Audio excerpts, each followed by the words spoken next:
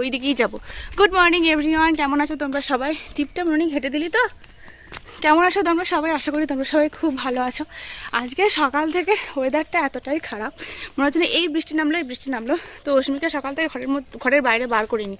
আর আজকে সকাল থেকে অস্মির শরীরটা একটু খারাপ। সকালবেলায় ব্রেকফাস্টে কিচ্ছু খায়নি, একবার বমি করে ফেলেছে। ঠিক আছে, শরীরটা খারাপ, আমিও কিছু জোর করিনি। তো এই 12টার দিকে একটুখানি দুধ খেলো, মা গরুর দুধ নিয়ে গেলো টাটকা গাই দিয়ে, তো সেটাই আর কি খাওয়ালাম। তো তারপরে দেখলাম যে 12টার পর রোদটা উঠলো, তো অস্মিকে এখানে নিয়ে এসলাম, নিয়ে কিছুক্ষণ খেলছিল, দেখলাম যে প্রচণ্ড গরম করছে।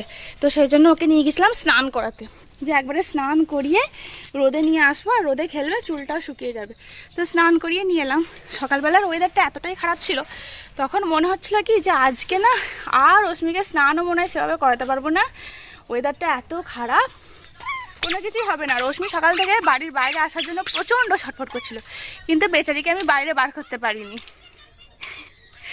শুধু দেখাচ্ছে বাইরে যাবে বাইরে যাবে। বাবা চল চল চল চল চল চল, গেল গেল গেল গেল, ননি ওট ওট ওট ওট ওট, গেল গেল গেল গেল গেল গেল গেল গেল গেল। মা যদি দেখেছে না মানা তোকে দেবে। একটিবার কোল থেকে নামালাম, ব্যাস অন্যায় শুরু। আমাদের মুড়ির চাল শুকানো হচ্ছে গতকাল থেকে, তো মা মুড়ির চাল শুকুতে দিয়েছে, কালকে একবার দিয়েছিল আর আজকে একবার দিয়েছে। যেমনি ছাড়া পেয়েছে ব্যাস অন্যায় শুরু।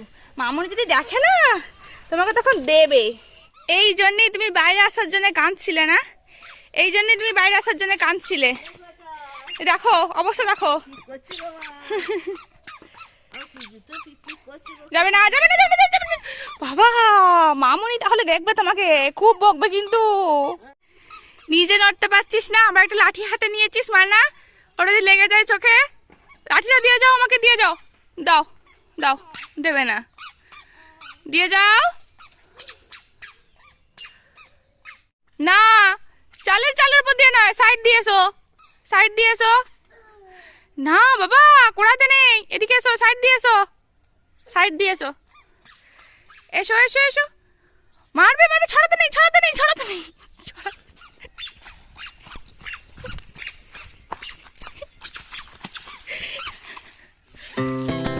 Our hearts beat to the city streets. We began to feel the fire. We rise like tall. আমি এখন গলায় এই ক্লিপের মালা পরিয়ে দিয়েছি। ওর গলাতে যে মালাটা আছে, হারটা আছে উপর, তো সেই হারটার মধ্যে ক্লিপগুলোকে আটকে দিয়েছি। অনেকক্ষণ ধরে প্রচুর ছটপট করছে। আর এই যে ঠাকুমা ওখানে তো চারগুলো মিলছে, ঠাকুমা স্নান করে এসেছে, তো নিচে রোদে এত গরম, আজকে দেরি করেতে রোদটা উঠলেও না আজকে প্রচণ্ড রোদের তাপ, খুব গরম করছে, মনে হচ্ছে না সে গরমকাল পড়ে গেছে, নাক চুল টুল সব ঘেমে গেছে, ওকে এতটাই গরম করছে। তো সেই জন্য এই ছায়ার মধ্যে নিয়ে এলাম। হ্যাঁ, সব জিনিস মুখে না দিলে তোর হবে না বাবা, ওইভাবে গলায় লেগে যাবে। আমি খুলে দিচ্ছি, আমি খুলে দিচ্ছি, দাও আমি খুলে দিচ্ছি। হ্যাঁ, ওইভাবে হাতটা গলায় লেগে যাবে না কেন? যে মুখটা তো পুরো লাল হয়ে গেছে, গালগুলো তো পুরো লাল হয়ে গেছে রোদে। হ্যাঁ, রোদে যাবে অস্মি? অস্মি রোদে যাবে? কোনো ইন্টারেস্টই নেই, এখন ক্লিপ নিয়ে খেলা করবে। এখন 1:20 বাজছে, মা স্নান করে গেল, অস্মিকে মায়ের কাছে ঠাকুমার কাছে রাখলাম, আমি যাচ্ছি স্নান করতে। আর অস্মি খাবার সময় হয়ে গেছে, জানি না দুপুরে লাঞ্চ করবে কিনা, তবু চেষ্টা তো করতেই হবে খাওয়ানোর। কি যে হচ্ছে আজকে মেয়েটা আর বুঝতেই পারছি না। অস্মি চলো, ভাত মেখে সব কিছু রেডি করে নিয়েছি। মা যা, ভেজা জামা কাপড়গুলো আনতে ভুলে গেছি। মারছিস কেন তুই? ভাত মেখে রেডি করে নিয়েছি, তো চলো চলো চলো। ভাতু খাবে তো তুমি? ভাতু খাবে তো? সকাল থেকে কিছু খাওনি, ভাতু খাবে তো? কি হয়েছে? হ্যাঁ,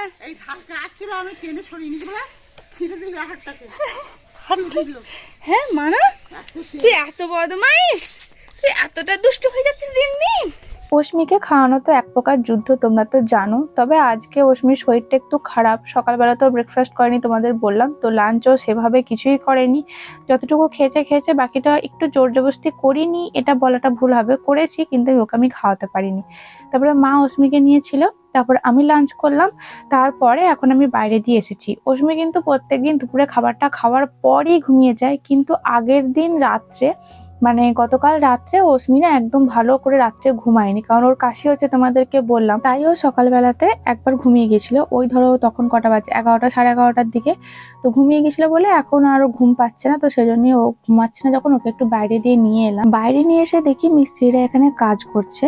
ওই উলুন দিয়ে যে কাজ করা, সেটা আমি আজকে মানে এবারে প্রথম দেখলাম, এর আগে কখনো দেখিনি। শুনেছি যে রাজমিস্ত্রিদের কাছে উলুন থাকে, যেমন আমরা বইয়ে পড়েছিলাম আর কি। তো সেটা আজকে আমি নিজের চোখে দেখছি, আর উলুন জিনিসটাও আমি প্রথমবারই দেখছি বলা যেতে পারে।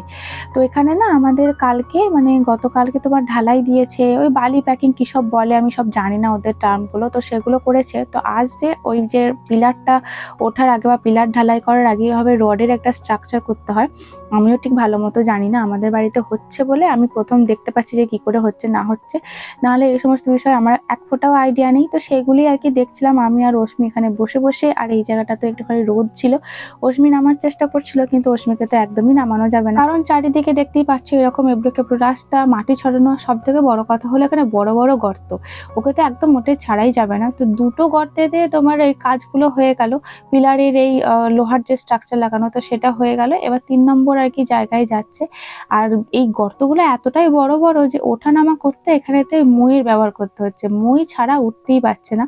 ভাইও এখানে ভিডিও করছে, তবে এটা ভাই নিজের ফোন থেকে ভিডিও করছে না, ওই যে আরেকজন আমাদের মিস্ত্রি দাদা বা কাকু রয়েছেন, তো ওনার ফোন থেকে আর কি ভিডিও করে দিচ্ছে ভাই। তো বাবা আমাকে একটু আগে ফোন করেছিল, ফোন করে বলল কি যে যে কিভাবে কি হচ্ছে না হচ্ছে একটুখানি ভিডিও কল করে দেখাতে। তো ভাইকেও সেটা বলেছিলাম, ভাই পরে ভিডিও কলও অবশ্য করেছিল। তো কি বলতো, বাবা কাকু তো বাড়িতে নেই, তো যারা বাইরে থাকে তাদের দেখবে একটু চিন্তা বা টেনশন একটু বেশি হয়। আমরা নিজের চোখে দেখতে পাচ্ছি আমাদের অতটা চিন্তা বা টেনশন কোনো কিছুই নেই, যে হ্যাঁ কাজ হচ্ছে হবে। কিন্তু এই দেখো বাবা ভিডিও কল করেছে, ভাই এখন দেখাচ্ছে কি করে হচ্ছে না হচ্ছে। আর বাবা সমানে বলে যাচ্ছে ভিতটা কতটা নিচু করেছে, মানে গর্তটা কত বড় হয়েছে, কোথা থেকে কোথায়, এদিক ওদিক, মানে হাজার প্রশ্ন হাজার ভাবে দেখাতে চাইছে, দেখাতে বলছে ভাইকে। তো ভাই সেভাবেই দেখাচ্ছে। আর এরা আর কি একটুখানি হাসাহাসিও করছিলেন, বলছিলেন যে আবার পরে একটু বুঝতেও মানে ওনারাও আবার কি আমাদেরকে বোঝাচ্ছিলেন যে না বাইরে যেহেতু আছে সেজন্য চিন্তা হচ্ছে যে বাড়িটা কিভাবে হচ্ছে না হচ্ছে। তো সেই চিন্তা থেকে আর কি সবকিছু দেখানো বা দেখানোর চেষ্টা। তো বাবা এখানে বুঝতে পারছিল না, দেখবে ভিডিও কলে অতটা বোঝা যায় না, নিজের চোখের সামনে থেকে যেটুকু দেখে বোঝা যায়, ভিডিও কলে অতটা বোঝা যায় না। তো এখানেতে ভাই বাবা আর কি বলছে কই আমি অস্মিকে দেখতে পাচ্ছি, মনে হচ্ছে যেন অস্মি তো বলে না আমার মেয়েকে ম্যাডাম বলে, ম্যাডামকে দেখতে পাচ্ছি যেন, ম্যাডাম এখানে বসে বসে কি করছে। তারপরে বললো যে না ঠিক আছে। ভাইকে বললাম যে তুই একবার রাস্তা দিয়ে যা, কারণ রাস্তা থেকে পুরো বাড়িটা দেখা যাবে, এই বাড়ির মাঝখান থেকে এদিক ওদিক করে ঘুরে ঘুরে দেখাতে গেলে কিছুই বোঝা যাবে না।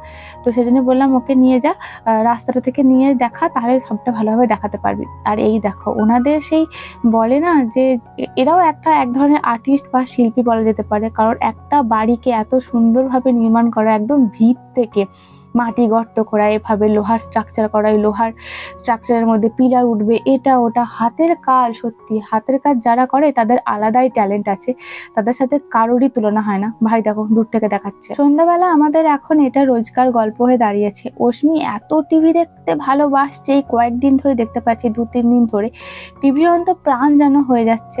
কার্টুন দেখতে এত ভালোবাসছে, শুধু কার্টুন না, কার্টুন কীর্তন যা চালাবে ও সেই ওইদিকে তাকিয়েই থাকবে। আমি এখন নতুন একটা উপায় শিখেছি, সেটা তোমাদেরকে একদিন দেখাবো যে কোনটা দেখালে ওর মানে ভালো হবে বাচ্চাদেরকে। কারণ টিভি এখনকার যুগে সবার বাড়িতে আছে, টিভির থেকেও বড় কথা হলো ফোন। এই খেলনাটা অস্মির বাবা এবারে এনেছে, তোমাদেরকে হয়তো দেখানো হয়নি। তো এটার মধ্যে এরকম লাইট জ্বলে, আর এভাবে একটুখানি টিপে দিলে বা পাম্প করলে একটা পিকপিক আওয়াজ হয়। তো সেটা আর কি নতুন যেহেতু খেলনা, তো সেজন্য এখন অস্মির হাতে হাতে ঘুরছে, এখন কয়েকদিন ঘুরবে, তারপর তো কোথায় পড়ে থাকবে, ওটার দিকে ফিরেও তাকাবে না। তো আমি এখন রিসার্চ করছি যে টিভিতে কোনটা দেখাবো বা কি দেখালে আর কি বাচ্চাদের ক্ষতি হবে না, বাচ্চাদেরকে ঠিকঠাকভাবে রাখা যাবে। তো এখন আমি সেই রিসার্চ চলছে। তো এখন ইদানিং মানে আজকে তোমাদেরকে ভিডিওটা করে দেখাচ্ছি, কাল থেকে আমি ওকে অন্য জিনিস দেখানোর চেষ্টা করব, দেখবো সেটাতে ওর ইন্টারেস্ট থাকে কি থাকে না। আমি এখন শুয়ে শুয়ে রিসার্চটা করছিলাম বা দেখছিলাম, ইউটিউবে সার্চ, গুগলে সার্চ, এটা ওটা করছিলাম। আর এই দেখো আমাদের মিষ্টি মেয়ে কি বদমাইশি না করে, কি দুষ্টুমি করে, মানে এত দুষ্টু হচ্ছে, দিন দিন যেন দুষ্টুমি বাড়ছেই বাড়ছে। হঠাৎ করে আমার কোলে এসে এলো, কোলে এসে আমার কোলে থাকবে, এরকম দুষ্টুমি করবে। আর সন্ধ্যের দিকে না অশ্মি একদমই মানে নিচে বসতে চায় না বা কোথাও যেতে চায় না, ঘরের মধ্যে বন্দি হয়ে যায় না, বাইরে যেহেতু ঠান্ডা। তো সেজন্য অশ্মি না এই সময়টা সবসময় কোলে থাকতে বেশি পছন্দ করে। আর একদম চুলের মুঠি ধরে ও কাঁধে উঠবে, মানে ও নিজেই উঠতে চায়, নিজে কি উঠতে পারে তবু আর কি, নিজে উঠবেই। দেখো অবস্থা দেখো। আর আমার চুলের অবস্থা তো দফা রফা। এক তো প্রেগনেন্সি টাইম বা তারপরে তোমার আমার যা চুল ছিল তার তো হাফ উঠেই গেছে, বাকি যে কটা অবশিষ্ট আছে সে কটা আমার মেয়ে টেনে হিঁচড়ে সব একদম শেষ করে দেবে। আর মাথায় আমি টাকলা হয়ে যাবো, মানে মাথায় আমার একটা চুলও আর থাকবে না। এই দেখো চুল টানছে দেখছো, চুলের মুঠি ধরে মানে মানে সেই মুঠো মুঠো চুলও টেনে তুলে দেয় আমার। সামনেটাও তো আমার ফাঁকাই হয়ে গেছে। তো ওকে আমি সেজন্যই বকা দিচ্ছি যে না টানবে না, টানবে না। তারপরে ওকে বলছি তোমার চুলটা কিন্তু আমি এবার টেনে দেবো, তোমারও ব্যথা লাগবে।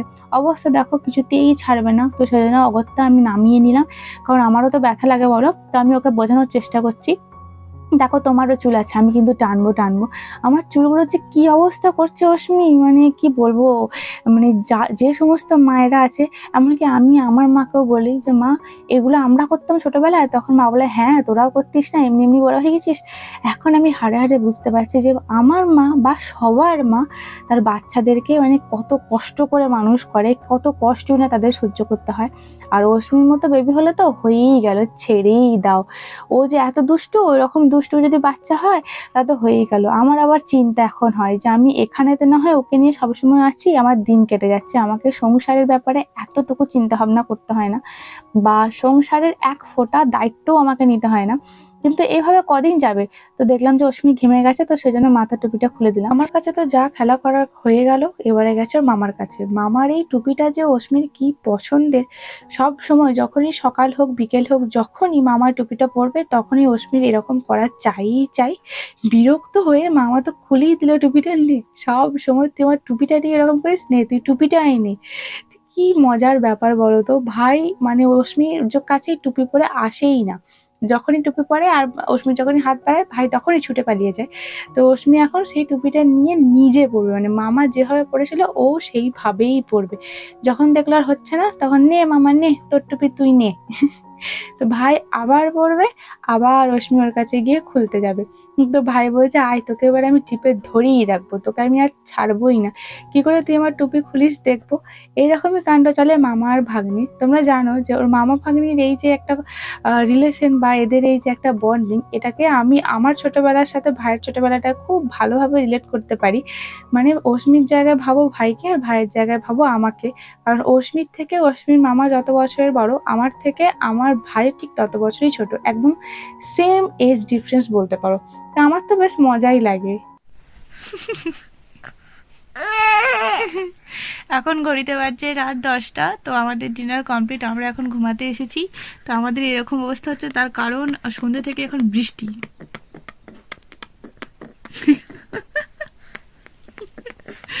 সন্ধ্যে থেকে বৃষ্টি পড়ছে, আর কারেন্ট নেই, লোডশেডিং, লাইট নেই। তো মা মেয়ে এখন চার্জার জেলে এইসব চলছে। কারণ অস্মিন তো কখন ঘুমাবে সে তো জানি না। আর অস্মিন শরীরটা আজকে খারাপ, ব্রেকফাস্ট করেনি, দুপুরে লাঞ্চও সেভাবে করেনি। আর রাত্রেবেলা আমার চুলের মুঠি ধরে যাবে, চুলের মুঠি ধরে উঠছে বাবা রে, উফ। দুপুরে লাঞ্চও সেভাবে করেনি, আর তোমার রাত্রে ডিনারও কিন্তু ও সেভাবে করেনি। মানা সন্ধ্যা থেকে যেহেতু বৃষ্টি পড়ছে, তো সেহেতু না একদমই গরম, মানে গরম একদমই ঠান্ডাটা নেই, হালকা হালকা গরম মতো পড়েছে আর কি। আমাকে দেখেই বুঝতে পারছো আমার এতটুকু শীত করছে না। তো অস্মির মাথা টুপিটাও খুলে দেবো। ওই ঘর থেকে এই ঘরে এলাম, তো ওই ঘরটা সন্ধ্যা থেকে গরম ছিল, টিভি হয় তো কোনো অসুবিধা হয় না। আর এখানটা না সন্ধ্যা থেকে মানে এই ঘরটা একটুখানি ঠান্ডা ঠান্ডা থাকে, তো সেজন্যই ওই টুপি মোজা এই সমস্ত কিছু পরিয়ে আমি ওকে ওই ঘর থেকে এই ঘরেতে নিয়ে আসি। তো সেটাই পরিয়ে নিয়ে এসেছি। মুখটা কেমন করছে দেখো, ঘামছে। আমি এটা খুলেই দেবো, এখনই খুলে দিচ্ছি। তো অজমি যে কেন খাচ্ছে না আমি জানি না। হ্যাঁ বাচ্চারা এরকম করে। আমি কথা কি বলবো বলো, আমার কথা বলার কোনো অবস্থা আমার ভালো লাগছে না, মানে মনে হচ্ছে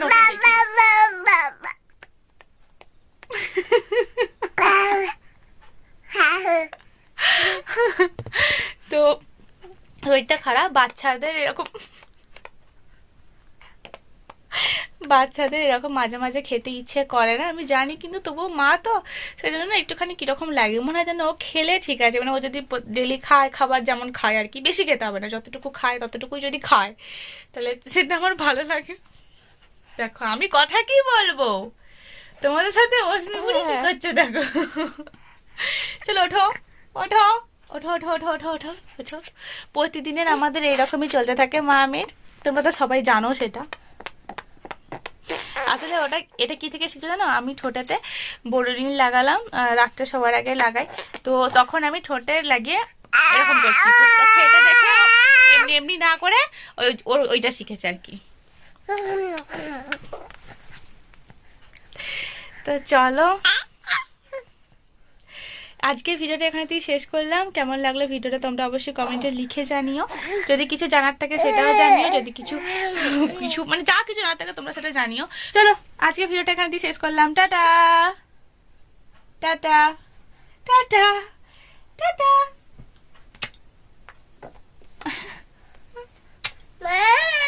মা মা আর একবার বলো মা, আর বলবে না, মুড না হলে কারোর ক্ষমতা নেই ওকে দিয়ে কিছু বলানোর। চলো bye, take care and good night.